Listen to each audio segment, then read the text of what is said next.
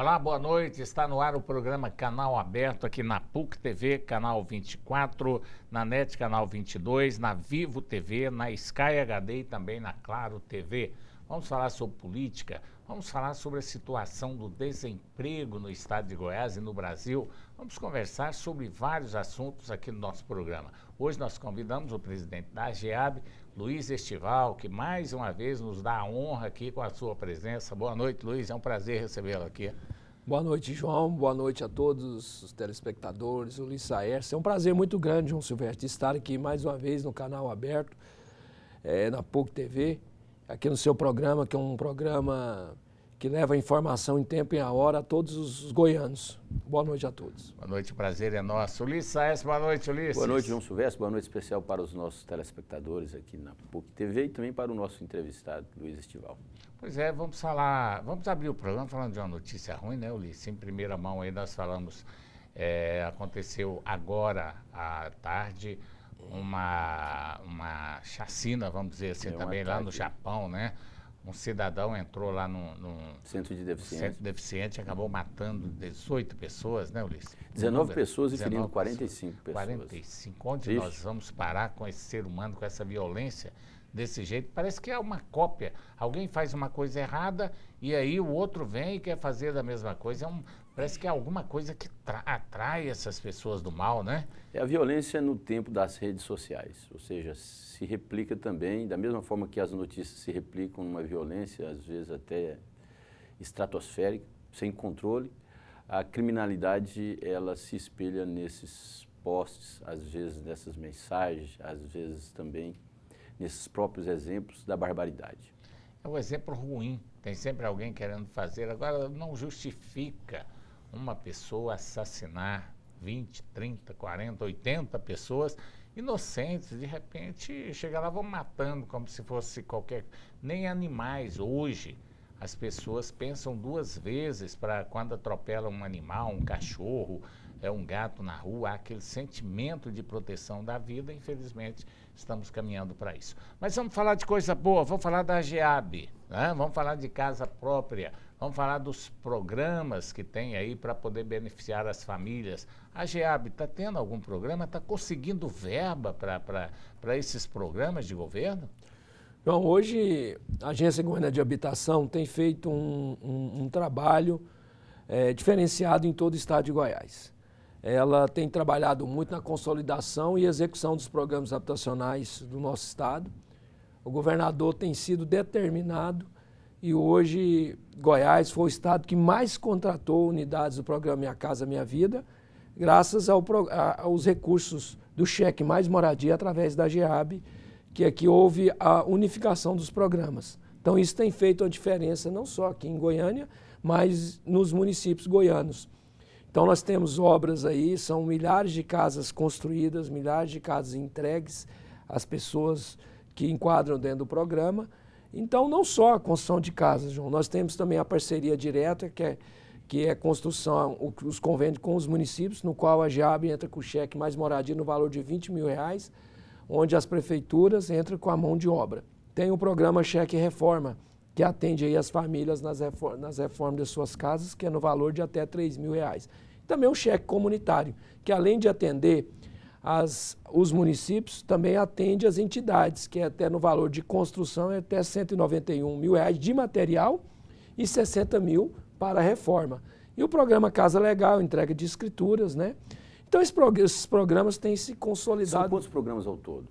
Na realidade, nós temos aí mais de 9 programas. E qual que é o mais procurado? Minha Casa? Minha Casa. É Minha Casa Minha Vida. Essa é uma demanda que existente, porque cada vez que você constrói casa, a demanda vai aumentando. A AGEAB tem vamos dizer assim, uma estatística de os números levantados de quantas moradias nós temos em Goiás hoje? Hoje, em construção? Não. Nós temos mesmo, não tem esse não tem, eu não tenho. Mas, por exemplo, essa demanda, essa necessidade, quantas casas nós temos em déficit? Nós tivemos o último levantamento pela Fundação João Pinheiro, nós tivemos um déficit de 160 mil unidades habitacionais em todo o estado de Goiás. E esse déficit, nesses últimos anos, aqui em Goiás, ele vem caindo.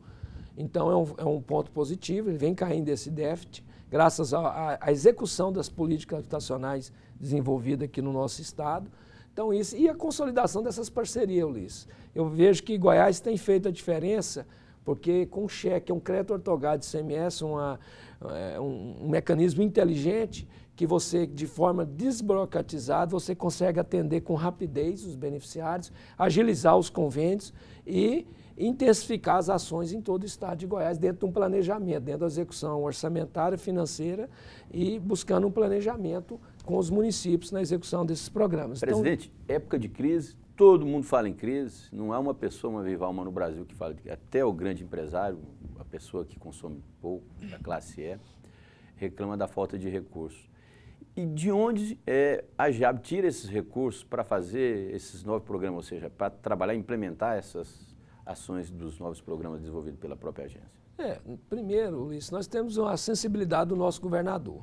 Eu tenho que o governador é sensível aos programas sociais, principalmente os programas de moradia. E segundo, quando a secretária entrou nesse momento de crise, nós sentamos e fizemos um planejamento. Secretário, presidente, você tem esse orçamento para você executar durante o ano. Houve um corte, houve um ajuste de todo o estado e a minha pasta, a GEAB, também houve esse ajuste que foi feito. E daí a gente começou a trabalhar de forma planejada, demos prioridade às obras em andamento e comecei a fazer uma política de parceria e dividindo. Talvez não tinha um volume, diminuiu o volume, a gente houve um planejamento que cada município tem, vamos supor, tinha 3 convênios já firmados com a agência, a gente sentava com os prefeitos ou com as entidades e priorizava qual que era a prioridade e daí a gente foi consolidando esse trabalho mês a mês e saindo dessa crise, quer dizer, não parando obra e as obras em andamento e atendendo a necessidade das pessoas, de forma criativa, de forma planejada e, acima de tudo, intensificando as parcerias, não só com os municípios, mas também com as entidades. Agora, é um fato, né, que se você poderia construir 10 mil residências em apenas um ano, vai demorar 3 anos para fazer isso, porque é moroso agora. Não dá para liberar no mesmo pique que vinha há alguns anos atrás, porque os recursos são pequenos, como disse, tem que atender as prioridades, ver aquelas que estão em melhores condições. Com isso, o processo fica bem mais lento do que poderia ser. E isso tem afetado a economia de um modo geral. Porque a GEAB, quando constrói uma casa, ou qualquer um cidadão comum constrói uma casa, há um giro na economia de alto nível. Por exemplo, você vai construir uma casa, você usa o cimento, usa a areia, usa o ferro, usa o cano, né? A telha, o tijolo, tudo isso aí vai gerando uma corrente de empregos. Pedreiro, servente. Aí o pedreiro vai lá, compra, ganha o dinheiro dele, vai lá no supermercado, aí já gira a indústria de alimento e assim vai. É uma verdadeira corrente. Quando chega numa economia estagnada como essa nossa, aí todo segmento sofre, né? Inclusive a construção civil, que no meu modo de pensar, eu não sei, o Luiz pode até me falar isso, você que é expert na área, é o maior empregador do Brasil, não é? É o maior. A construção civil. É o maior empregador que emprega aí. E você falou um fato interessante, João, Luiz, o fomento da economia nos municípios, ela é tão visível quando você começa um empreendimento na construção de casas ou entrega de benefício num cheque reforma, a pessoa vai reformar a sua casa, quando o beneficiário recebe, que ele tem direito onde ele pode comprar onde for mais barato. Então você está movimentando ali a loja de material, logo a pessoa começa a fazer uma pequena reforma, ela logo entusiasma, quer aumentar a reforma, está girando dinheiro na cidade e está contratando mão de obra. Então, principalmente 2015, 2016, nós tivemos uma crise acentuada e nós buscamos esse trabalho direto com os municípios. A gente viu o reflexo na cadeia produtiva, no fomento da economia desses municípios. Muito positivo, eu estou muito motivado, entusiasmado com os programas. É um programa já existente há vários anos, prova disso, Luiz, que o governo federal, agora o ministro Bruno Araújo, veio aqui, está veio copiar a experiência de Goiás do cheque mais moradia, está levando para o governo federal. Um exemplo, tem aqueles estados que têm favelas, que talvez as pessoas vivem em condições precárias, né? Mesmo, né? Condições precárias, e de repente levar o cheque reforma para essas pessoas que estão lá para recuperar a manutenção das casas nas favelas. Então, é uma experiência positiva. Olha, Ulisses, não te interrompendo, uma das coisas mais degradantes, mais tristes que tem, é aquelas parafitas feitas de madeira, com rede de esgoto passando por baixo, em cima de rios, e de vez em quando pega fogo numa favela. Em São Paulo, todo dia quase acontece isso. São milhares de pessoas que são desabrigadas neste país. Poderia ser resolvido com tão pouco dinheiro como essa parceria do governo do Estado, governo federal e prefeituras construindo moradia. É preferível você morar num barracão de 3 cômodos, 2 cômodos, né, de alvenaria, do que morar numa parafita daquela, numa situação degradante, sem a menor condição, higiene e tudo mais, né? Então é preciso mesmo copiar esses projetos. Em Goiás nós não temos esse tipo de favela. Felizmente. Interessante, Ulisses, que o João colocou. Nós tivemos agora recentemente lá em Cavalcante, os Calungas, quilombolas. Lá tem um projeto piloto, um projeto com aquelas comunidades quilombolas. Você chega lá, você vê aquelas casas lá, daquela situação, aquele pessoal, talvez até assim, uma comunidade isolada. De repente você chega lá com o benefício da pessoa fazer seu banheiro, aumentar um cômodo, fazer um reboco na sua casa. Você vê a satisfação e a dignidade dessas famílias. Então, pouca coisa e acaba fazendo muita alegria. Vamos para o intervalo comercial, daqui a pouco estaremos de volta com o canal aberto. E nós tivemos uma experiência positiva, Casa de Pau a Pique, nós acabamos lá em Mundo Novo. Acabamos de liquidar todas as casas de pau a pique. Aquilo ali dá doença. Atenção, Silvestre, nossa, isso é muito difícil, cara. Vamos lá. Atenção. 3, 2, 1...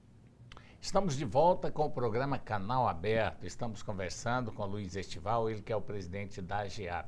Presidente, uma das prioridades deveria ou deve ser a casa própria. Me parece que agora já vai haver também um aumento nos valores de financiamento, né, do governo federal, para que mais pessoas tenham acesso a esse financiamento. Agora, a pergunta é o seguinte: isso não é demagogia? É fato, o governo está financia as casas que o cidadão precisa?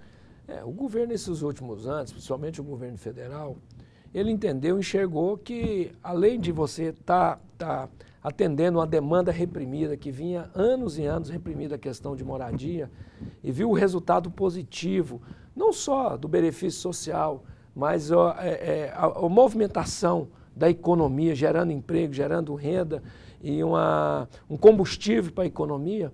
Então é um programa que está dando certo e não tenho dúvida que vai dar certo. Então é um programa consolidado, não tem como você paralisar esse programa. Presidente, uma coisa interessante que há uma divisão no Brasil hoje, ela é palpável, ela é visível. Uma divisão entre observadores, pessoas que pensam de forma diferente. Por exemplo, no Brasil hoje nós temos programas assistencialistas, programas sociais, assistenciais, que servem a partidos políticos e de certa forma servem também a uma parcela da comunidade, mas por outro lado também são condenados por outra parcela da população. Nós evidenciamos isso nessas últimas eleições presidenciais e nesse processo aí de impeachment da presidenta Dilma. Inclusive, assim que o presidente Michel Temer, presidente interino, assumiu a presidência da República, ele passou um pente fino em cima desses programas. Como é que se fiscaliza um programa como os da AGEAP? São 9 programas, a fim de que esses programas não se tornem elementos eleitoreiros e que, se de fato sirvam à população e que mais na frente aquelas casas não sejam vendidas, porque a gente sabe que existe essa indústria no MST, em vários outros tipos de programas assistenciais por parte dos governos. É feito todo um trabalho de execução dos programas. Nós temos a parte de fiscalização da execução das obras. Muitas das vezes, quando nós abrimos licitações para contratar as empresas para construir essas casas, na modalidade de construção FGTS, nós temos uma equipe de engenheiros ação dessas obras, primando o modelo, a qualidade dessas casas. São casas de alta qualidade.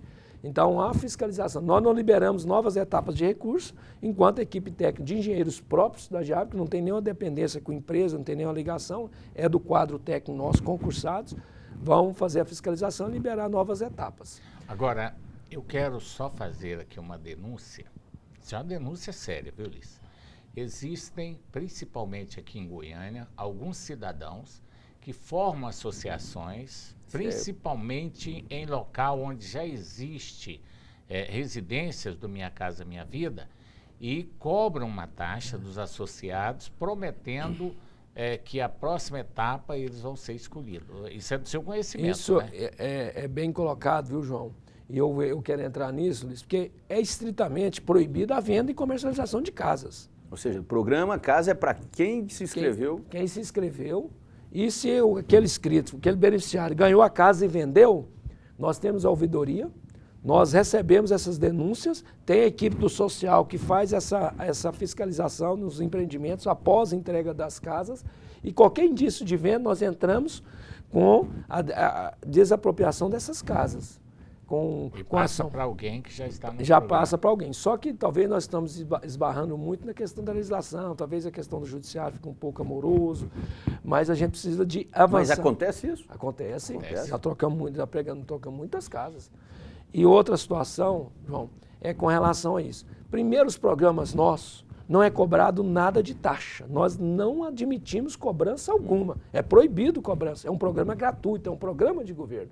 Então, se tiver qualquer entidade, que muitas das vezes o Estado é muito grande, a gente não tem condições de ficar vigiando tudo, quando eu vejo que tem algum indício, eu mando para a polícia. Porque não pode. Não pode cobrar, as entidades não podem cobrar. Aqui em Goiânia é onde ocorre o maior número de fatos aí. No interior, lá na minha cidade, por exemplo, foram 500 e poucas casas. Os próprios inscritos fiscalizam, viu, Liz?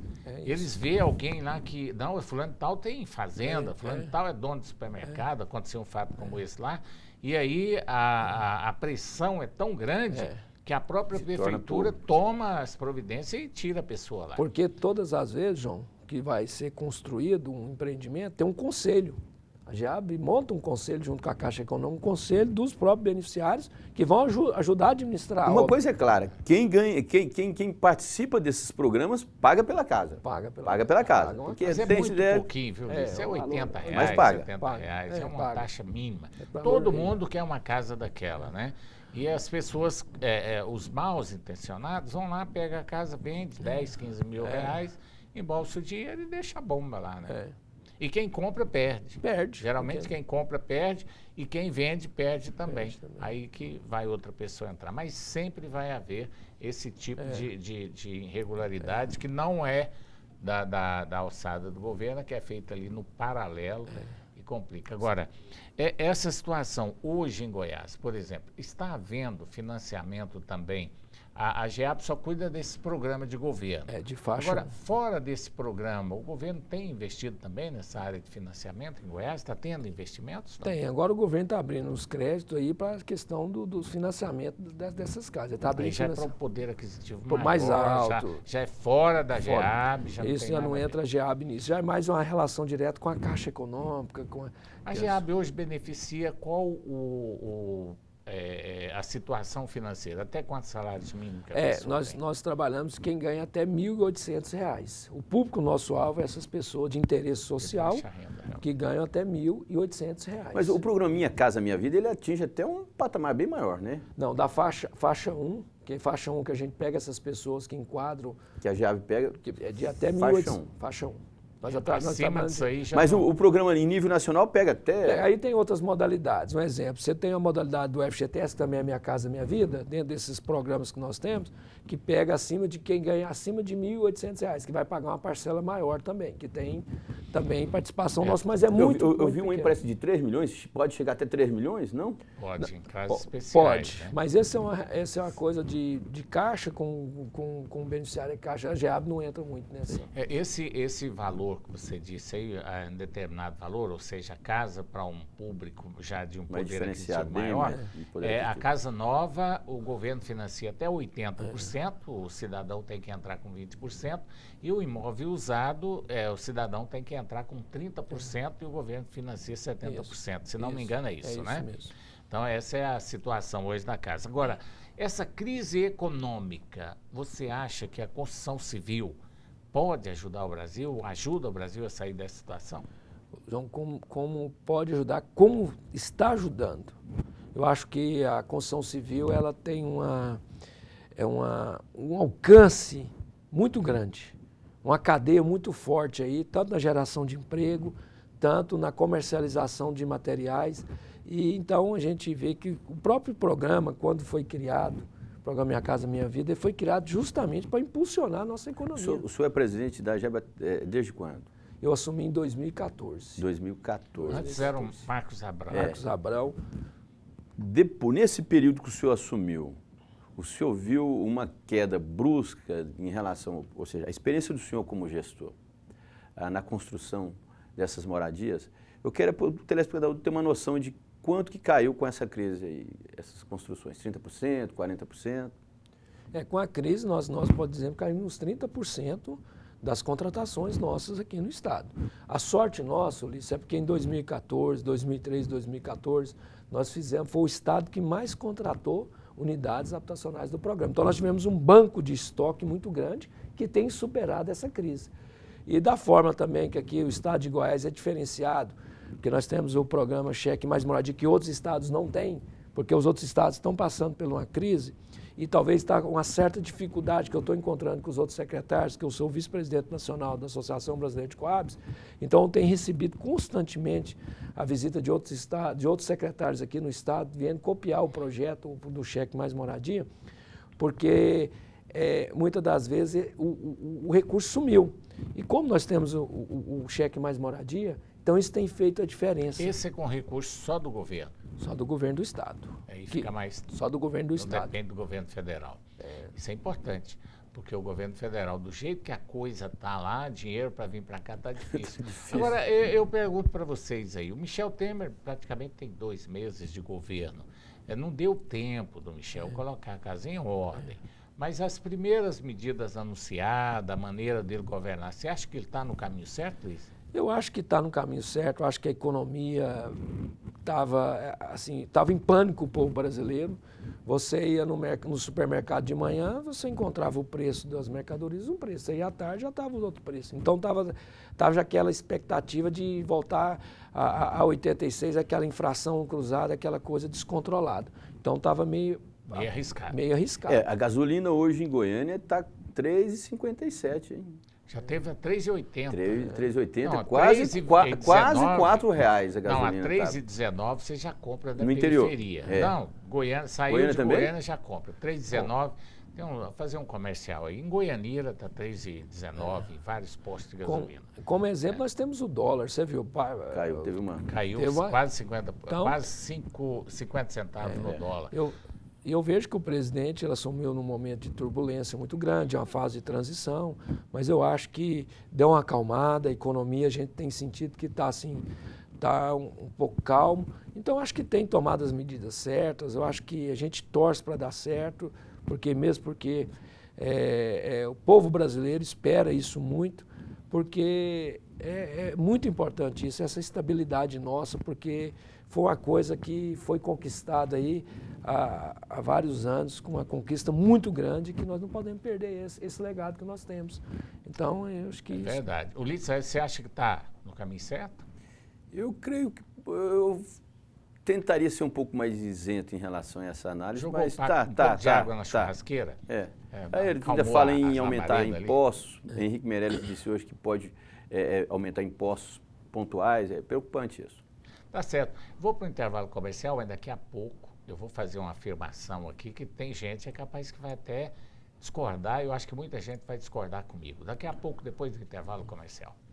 Estamos de volta com o programa Canal Aberto. Eu falava aqui no bloco anterior que eu ia fazer uma afirmação que muita gente ia discordar comigo.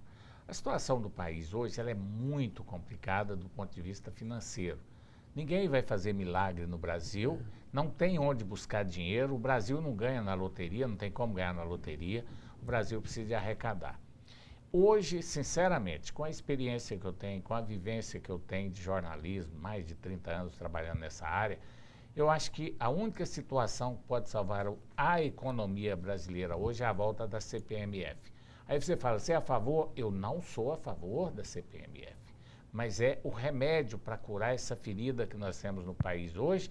Eu só espero que, ao colocar a CPMF, que eu acho que é inevitável, ela vai acontecer, que seja por um período determinado, de 2 anos, para resolver o problema do Brasil. Por que eu falo isso? Porque lá na sua casa, quando você ganha R$500, sua despesa é R$800, você não vai dar conta de sobreviver. Se você não arrecadar, como é que você vai superar a sua despesa dentro de casa? Então você precisa passar a ganhar mais. Como ganhar mais? Aumentando o seu recurso para você administrar a sua casa. Assim é o Brasil. Hoje, o país não está tendo receita. Por quê? Não temos comércio, não temos giro na indústria, não tem movimentação financeira, o governo não tem aonde arrecadar.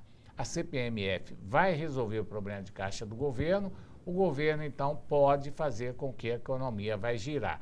Ulisses, você lembra quando nós falamos aqui aquela vez? Lembro. Que é um giro a economia. Eu falei, concordo. Você concordou comigo? Que Agora, eu sou contra, viu, João? Eu também Eu sou contra. visceralmente contra a volta da CPMF. Também Não isso. sou só eu, praticamente os políticos de bom senso, porque nós sabemos que vai sobrar mais dinheiro para a corrupção. Nós temos que tirar esses políticos corruptos, cara de pau, esses sem vergonha que nós temos aí no poder. É no Congresso Nacional, nos estados governando, nos municípios. E eu acho que essa Operação Lava Jato é um grande exemplo disso aí. Eu espero que dê resultados positivos, que essas pessoas vão para a cadeia, que o governo invista mais em cadeia justamente para colocar essas pessoas que cometem crime do colarinho branco. Porque, veja bem, nós somos um dos países, se brincar, o país que tem maior carga tributária na América Latina. Se você pegar nas Américas também. Pegando a América do Sul, América Central e América do Norte. Geral, né? América do Norte. Se você colocar, aí você coloca mais um imposto. Esse imposto, de certa forma, concordo com você, na atual situação, seria uma fonte de recursos extraordinária para o Estado. Agora, será que nós, o consumidor, vamos pagar o pato novamente com isso? Pois é, Ulisses, eu fui bem claro, eu sou contra, Não, eu mas concordo, é você falou. inevitável. Luiz Estival foi prefeito, conhece muito bem, é impossível administrar uma cidade sem receita, né, Luiz? Tem que ter receita, porque hoje os municípios, principalmente a experiência que eu tenho como prefeito por 2 mandatos, fui vereador também, é uma dificuldade grande que os municípios vêm passando. Mas você não vai ser vaselina aqui no programa, não. Você vai falar, você é favorável à volta Não, mas da eu CPMF? vou entrar nisso então tá agora. bom. Eu vou entrar nisso. Mas o que acontece? Eu defendo, sempre defendi o Pacto Federativo. Tem que acontecer, porque é no município onde as pessoas vivem. Mas hoje... E outra, a União, o governo federal vinha adiando constantemente esse pacto federativo. Ou seja, a arrecadação está ali na base, na origem, que é os municípios. E são os que menos recebem. Só tem... O que aconteceu com a Constituição de 88? Jogaram-se responsabilidade dos municípios, o governo federal jogou a responsabilidade para os municípios, mas não passa a receita para resolver os problemas que estão no município. Hoje a solução do país é o Pacto Federativo. E eu vejo, eu sou contra a CPMF. Eu acho que o povo brasileiro está cansado da carga tributária. Então eu acho que eles têm que criar outras alternativas, mas a gente sabe que o país está numa crise, uma crise forte. Então a gente espera, porque o povo não aguenta mais essa carga tributária. Você não falou. Sou contra. Ele falou que é contra, Sou e quem tem que buscar outra alternativa, mas não tem outra alternativa. Eu acho que você, eu acho que ele falou mesmo que eu falei que você falou. Né? É inevitável, não tem outra alternativa. Porque eu já pensei, eu já estudei, já conversei com pessoas que entendem de economia, já li tudo que tem para ler neste país. Não tem outra alternativa. Porque uma pergunta, João, o próprio telespectador faz essa pergunta: cadê o dinheiro que estava no Brasil? Cadê o dinheiro? Mas isso é fácil. A presidenta Dilma, na época, ela fez a campanha, disse que o país estava a mil maravilhas, estava lindo, aquela coisa toda. Será que naquela época estava ótimo? Quanto tempo foi isso? 3 anos? 3 anos. 3 anos. Isso não. Menos, na eleição menos. Passada, Pois é, menos do que 3 eleição, anos. 2014, 2 anos. 2 anos. Vai fazer 2 anos. O Brasil estava ótimo, ainda. aquela coisa toda. Nós estamos sentindo hoje esse otimismo por conta do brasileiro.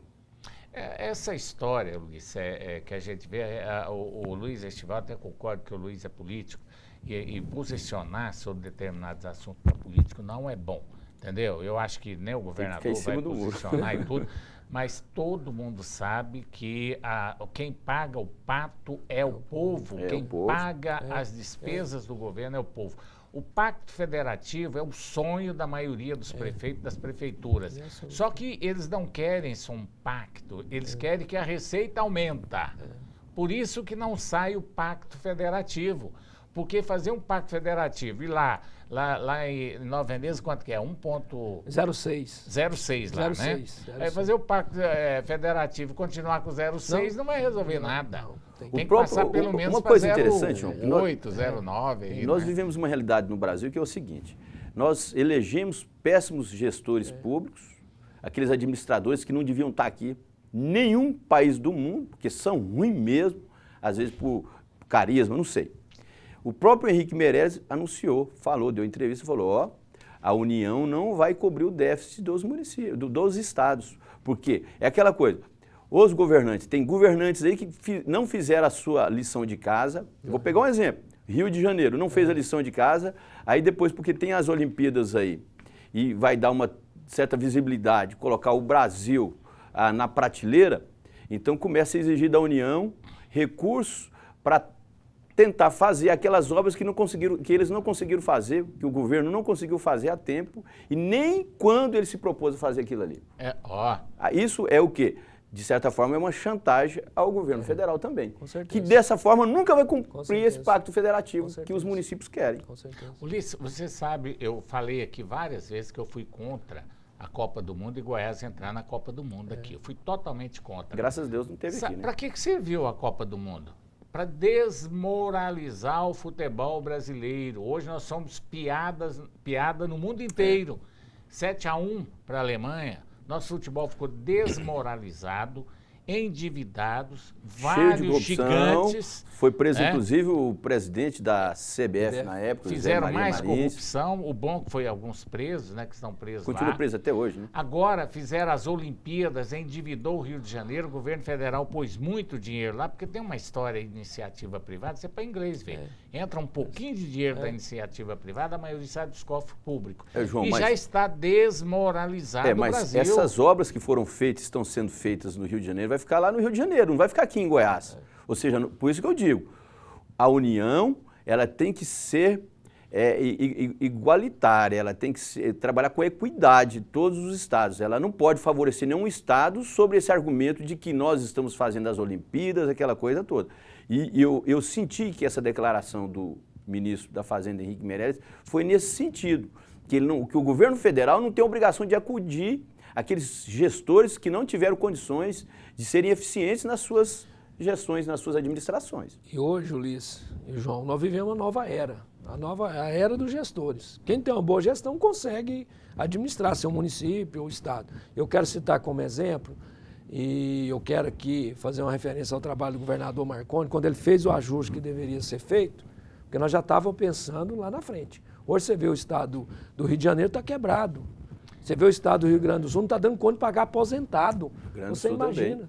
Você imagina, um aposentado trabalha a vida inteira, agora não dá conta para receber. Não, e o pior lá no Rio de Janeiro é que nós tivemos, o governador está ainda doente, né, internado, o vice-governador está custando a dar conta de andar, se arrastando, um prefeito bonachão que só fala bobagem, vem da televisão Só para fala falar bobagem. bobagem, Assina né? embaixo. E porque fora de brincadeira, aquele moço lá, Eduardo Paes, Paes, quando ele aparece na televisão, lá aparece graça. Ele acha que o Brasil inteiro é feito de gente boa. quando né? aparece na televisão para falar mal dos municípios de Maricá. Então, Só para falar mal. Está mal o Rio de Janeiro, o governo federal bancando aí uma Olimpíada, porque só o Rio de Janeiro não dá conta.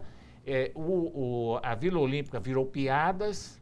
Piada? Né? Piadas hoje. A Argentina Então, chegou lá e falou que lá é inabitável. Sem A condições. Austrália se recusou a se hospedar, a comitiva de atletas e também dos gestores lá das Olimpíadas lá, se recusou a hospedar nos apartamentos lá da Vila Olímpica. Problema de segurança, problema de internet, problema de encanamento, problema de energia, problema de tudo. Só a segurança vai custar uma fortuna para o governo federal e tantas outras coisas mais. Então, esses maus gestores que tem no país, que já vem há algum tempo administrando o nosso país, é que levou a essa condição degradante e de desemprego. O Brasil só tem uma solução: gerar empregos. É o que o povo quer e o que o povo precisa. Daqui a pouco, depois do intervalo comercial, estaremos de volta.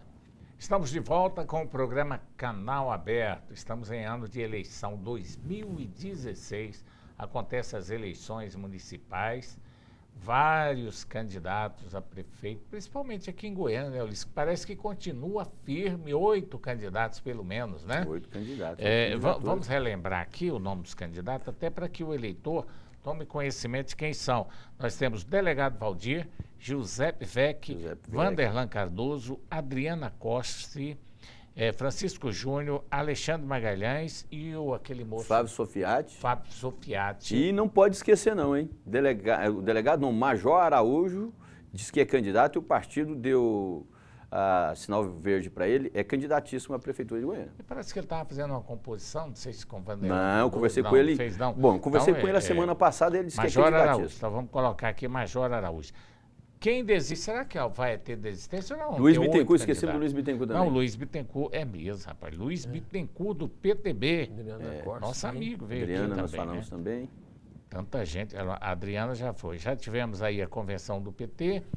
O Giuseppe Vec parece que conta com apoio do Só não PP. falamos quem pode ser o candidato do PMDB, né? Que também vai lançar candidatura. O Bruno Peixoto Bruno está Peixoto na frente aí, já tá está querendo ser o candidato do PMDB. Eu acho que ele tem todas as condições de ser candidato, até porque ele é o presidente do PMDB. Aquela coisa Agora, que a gente falou... falou... eu li na coluna de um rapaz que escreve no Diário da Manhã, parece que chama... Ele disse que o PMDB pode ficar pequenininho em Goiás. Será por quê, né? Engraçado, eu fiz essa análise... Isso, que afirmou isso aí, né? Fiz essa análise que o PMDB pode encurtar em Goiás, principalmente se perder as duas maiores prefeituras, que é a Prefeitura de Goiânia e a Prefeitura de Aparecida de Goiânia. Porque é complicado, é quase que impossível ele ganhar a Prefeitura de Anápolis, que seria a terceira maior cidade hoje do estado. A situação... Está na mão do PT. Provavelmente, não sei como é que está a disputa lá, mas o PT tem uma certa vantagem. E Dona Iris Araújo, desculpa. Dona Iris de Araújo, ela tuitou e nas suas redes sociais, no Facebook, ela deu um recado. Ela falou, ela espera que essas lideranças jovens do partido não enterrem o PMDB em Goiás. Parece que ela comunga com a minha opinião em relação a isso, porque se o PMDB perder a Prefeitura de Goiânia, que estava praticamente quase que garantida com Iris Rezende, perder a Prefeitura de Aparecida de Goiânia, você vê que há uma certa embolação ali em relação aos candidatos, às pré-candidaturas. O PMDB, logicamente, vai se esvaziar em Goiás. Mas eu até vou tuitar aqui, né? Porque lá no meu Twitter agora não dá para fazer. A Dona Iris, de uma certa forma, ela não tem muita razão também, não. Eu acho que o Iris Rezende prejudicou muito a candidatura do PMDB aqui de Goiânia, qualquer que seja ela, porque a indecisão do Iris Rezende Machado... Grande demais. Foi muito prejudicial ao partido, que poderia Está ter sendo. O partido está aí praticamente quase que há 4 dias, 6 dias, 7 dias, 8 dias do prazo da convenção e não tem candidato. Pois é, poderia ter abrido o jogo lá para o mês de janeiro, deixar surgir um novo nome, colocar em discussão o nome dentro do partido, né, para que saia um candidato com mais tempo para poder fazer a pré-campanha. Foi muito importante nesta eleição, né, Luiz? Foi. A pré-campanha. Foi. Nós não tivemos campanha, a campanha é curta, mas a legislação permitiu uma pré-campanha bastante longa. E os candidatos souberam tirar proveito disso. Você podia fazer tudo, só não podia falar que você é candidato, mas o resto você podia mostrar seu plano de governo, mostrar que você é candidato, só não podia falar que eu sou candidato. Então eu acho, com todo respeito, admiro muito a Dona Iris Araújo, uma grande deputada, tem uma participação política importantíssima no estado de Goiás, mas eu acho que o Iris prejudicou o PMDB com a indecisão dele, porque sempre ele deixava para a última hora e falava sim. Dessa vez deixou para a última hora e falou não. Então isso aí eu não concordo com ela não. Eu acho que se o PMDB não tiver êxito em Goiânia, parte da culpa também será de Iris Rezende Machado e da Dona Iris Araújo, que faz parte desse partido e poderia tomar uma decisão bem antes do que aconteceu. Agora, a disputa em Goiânia vai ser muito difícil, apesar da tentativa da base do governo ter um empenho aí no sentido de unificar a chapa, mas até agora, Luiz, você que é do PSDB, você acha que a base do governo ainda tem a chance, aliás, tem chance não, ainda tem maneira de lançar menos candidato, né?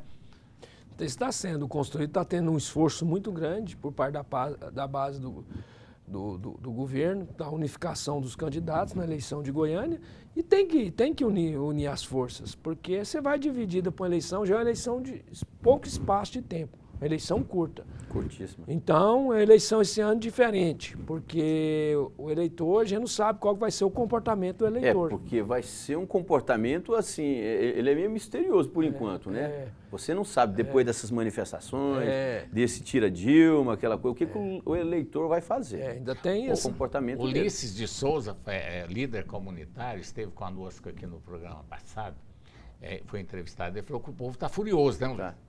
E tem um cara furioso com você depois também, viu? É? O Jonas Rocha, disse que quer participar do programa também, Pois viu? é, mas o Jonas é pré-candidato a vereador. Ah, não tem pode, isso, viu, Jonas? tem Você é pré-candidato, então não pode.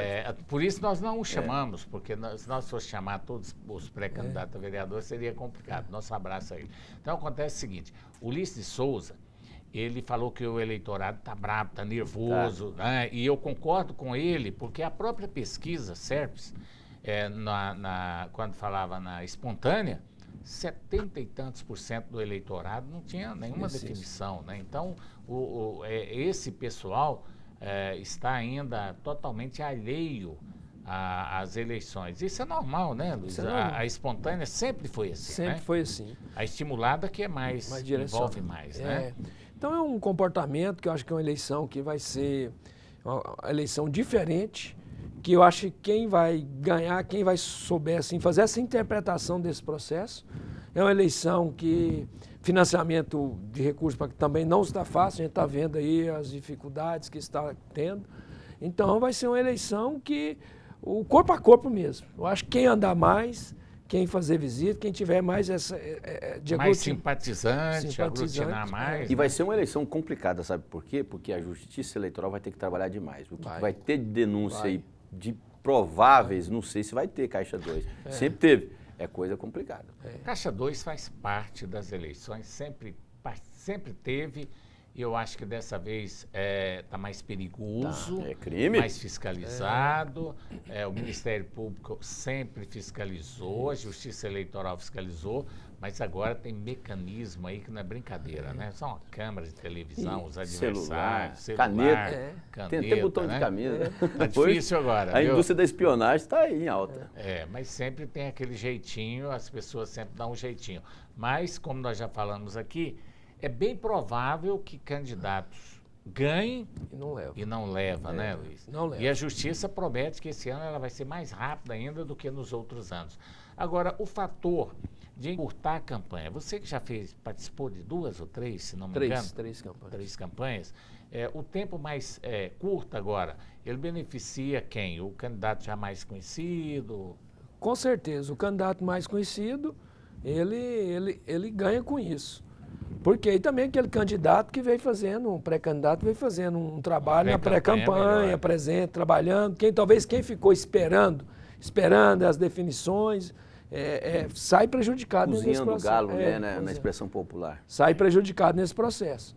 Mas quem já vem trabalhando bem antes, fazendo um trabalho forte, isso ganha muito com isso, porque o espaço de tempo é muito pouco. Então, essa questão de você estar presente, você estar andando, então isso favorece muito os candidatos. Quem é o desconhecido, talvez vai ficar prejudicado, porque é uma eleição que tem escassez de recursos, não vai ter, a gente está observando, não sabemos qual vai ser o comportamento do povo mesmo, do eleitor, e eu observo que o eleitor não adianta candidatos prometer coisas que não vai dar conta de cumprir, que a gente está vendo o eleitor que é uma coisa séria, uma coisa que vai dar conta de executar. A gente sabe essa crise que está passando os municípios, então tem que ter muita coerência, muita sabedoria para saber até fazer seu plano de governo, porque isso pode cair em descrédito totalmente essas ações dos pré-candidatos aí, que pode complicar a sua campanha. Então eu, como experiência que eu tive, nada melhor que você fazer uma campanha pé no chão, porque você vai ter a tranquilidade de fazer um mandato de 4 anos, aquilo que você colocou dentro do plano de governo, você vai executar. É isso que a comunidade quer. E você, como gestor, como prefeito, você ter essa consciência tranquila que você fez seu dever, fez seu papel. É isso que eu acho que o caminho é por aí. E é aquela história de saúde, educação, cultura, né? Toda vereador, então, pelo amor de Deus, vereador promete coisas que não é da roçada dele. Promete Mas, até Luiz, aeroporto em Marte. foi bom receber você aqui mais uma vez no programa. Fica à vontade, se tiver alguma coisa aí para falar, fique à vontade, a casa é sua. Sempre é um prazer, João Silvestre, meu amigo Ulisses Sayer, sempre um prazer muito grande de estar aqui com vocês. Eu sou um fã de vocês, sempre, quando meus momentos, eu sempre tenho visto o programa. É orgulho para nós goianos, de que fala de programas, fala de ações, fala de política. Então deixa o povo goiano, os telespectadores aí, assíduos às informações. E parabéns por esse trabalho. Eu quero agradecer mais uma vez essa oportunidade de estar aqui em nome do governo do Estado de Goiás, em nome dos programas na área habitacional do Estado. Então quero agradecer e sempre deixar à inteira disposição, que o meu papel lá é sempre fazer o melhor. Na condição de presidente da Agência Goiana de Habitação, tenho orgulho de presidir essa agência, sucedendo o ex-presidente, hoje deputado federal Marcos Abrão. Então eu tenho esse orgulho sobre a determinação do senhor governador de fazer esse trabalho na execução dos programas habitacionais de todo o estado de Goiás. Certo, obrigado. Ulisses. Vou mandar um abraço para o pessoal do Ganso Carne de Sol ali na Avenida B, ali na Vila Isaura, ali onde eu moro, ali onde você passa ali perto, viu, João? Também para o Goiano, para o Ricardo e para a turma do Novo Horizonte, o Jorjão, o Assis, que estão sintonizados aqui no programa Canal Aberto na PUC TV. Tá certo, eu quero cumprimentar o Marco Aurélio, assessor do Luiz Estival, está aqui também. Um abraço para a dona Lilica e hoje um abraço muito especial para minha esposa Flávia. É uma incentivadora, uma guerreira, uma amiga, uma gente esposa boa, grande advogada, né? Grande E advogada também. Muito obrigado pela sua audiência e pelo carinho. E convido você, telespectador, para estar conosco na próxima segunda-feira, 22 horas, né, Luiz? Não é 30 mais, 22 horas, com mais um programa Canal Aberto. Até lá, boa noite, obrigado pela audiência.